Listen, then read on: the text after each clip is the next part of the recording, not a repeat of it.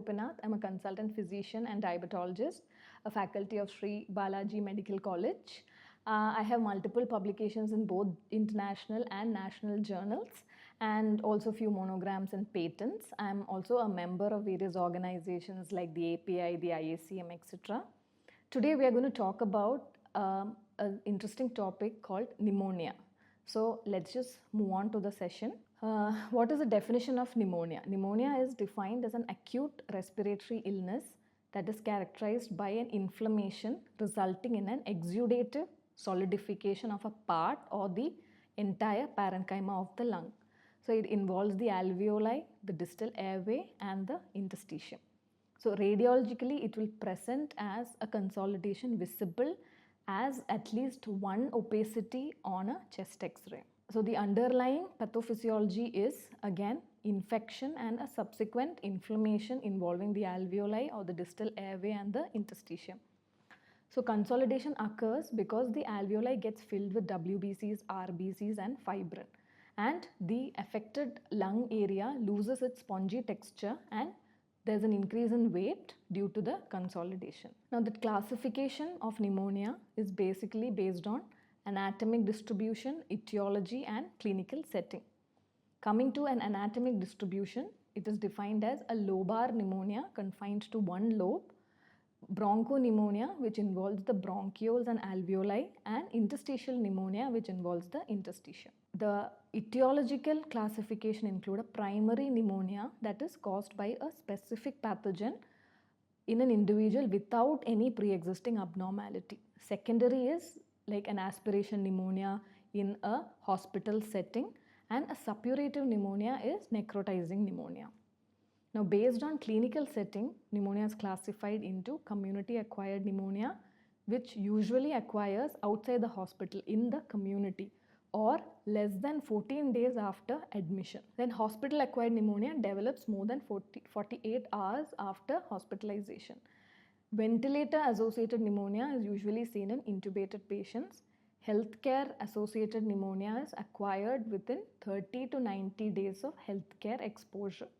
And pneumonia in an immunocompromised host is in patients with HIV or those who undergo chemotherapy or are immunosuppressed. The most common etiology includes Streptococcus pneumoniae. Others are Haemophilus influenzae, Moraxella, Staph aureus, Klebsiella, Legionella and Mycoplasma pneumoniae. Some of the less common causes include Enterobacteriaceae, Pseudomonas, Pneumocystis jirovecii, Chlamydia, viruses, nocardia, etc. So coming to clinical features, the general signs and symptoms include fever, cough, chills, dyspnea, weight loss, pleuritic chest pain, rales, rhonchi and pleural friction rub. Now coming to clinical presentation of community acquired pneumonia. This is usually seen in lobar pneumonia that is caused by Streptococcus pneumoniae. Features include a sudden onset, high grade fever with chills and sweating, productive cough, pleuritic pain, dyspnea and an acutely ill appearance or malaise headache. Some of the atypical presentations include a gradual or an insidious onset, low grade or chills may be absent, low grade fever and chills may be absent, dry cough or minimal sputum and headache, myalgia, malaise. So the vital signs include fever will be seen in 80% of the cases but it may be absent in the elderly. Tachycardia is common, bradycardia relatively is seen in Legionella, the respiratory rate is elevated, BP if it is low indicates a poor prognosis, there could be a low oxygenation, there could be cyanosis, distress and delirium may occur. Now the chest examination findings include percussion, there will be a dull note over the consolidated area, and on auscultation you can even hear some tubular or bronchial breath sounds, bronchophony, whispering pectriloquy and coarse crackles. Now the extrapulmonary features include myalgia, arthralgia, conjunctivitis, headache, labial herpes reactivation, skin rashes. And coming to investigations, the basic investigations are a complete blood count where an increased WBC count will indicate a bacterial infection. Lymphocytosis could be a viral cause and eosinophilia will mean a parasitic or allergic etiology. Then you can even do the ESR or C-reactive protein. It will be elevated in active inflammation. Then pulse oximetry and ABG to assess the oxygen saturation and to finding out whether there is any respiratory failure or not.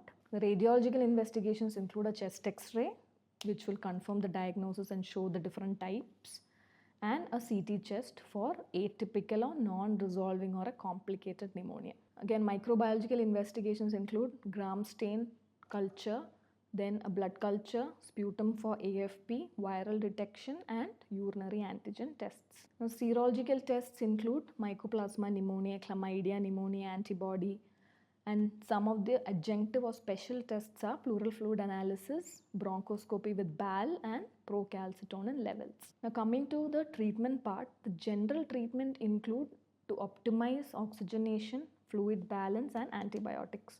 And you maintain SpO2 between 92 to 96%, maintain hydration, especially elderly, and give analgesics if there is any pruritic pain. Coming to antibiotic therapy, for community acquired pneumonia, in a mild case, you always start with amoxicillin 1 gram every 8th hour, or doxycycline or azithromycin. For an outpatient with comorbidities, always better to start amoxicillin clavulanate, azithromycin, or levofloxacin, ceftriaxone, azithromycin, or just levofloxacin. Now, ICU patient, if it is a severe, the ceftriaxone dose to be escalated to 2 gram IV daily with azithromycin or levofloxacin.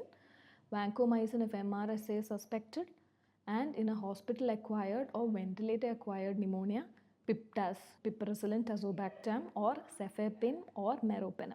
So the duration of antibiotics include for CAP 5 to 7 days, for hospital acquired pneumonia and VAP 7 to 10 days, for MRSA or Pseudomonas 10 to 14 days. The prevention of pneumonia include a pneumococcal vaccine, yearly influenza vaccination, and the other things like cessation of smoking and always maintaining a proper hydration in the elderly and immunocompromised hosts. So that concludes today's session. If you have any queries, you may please post a question beneath the video. Thank you.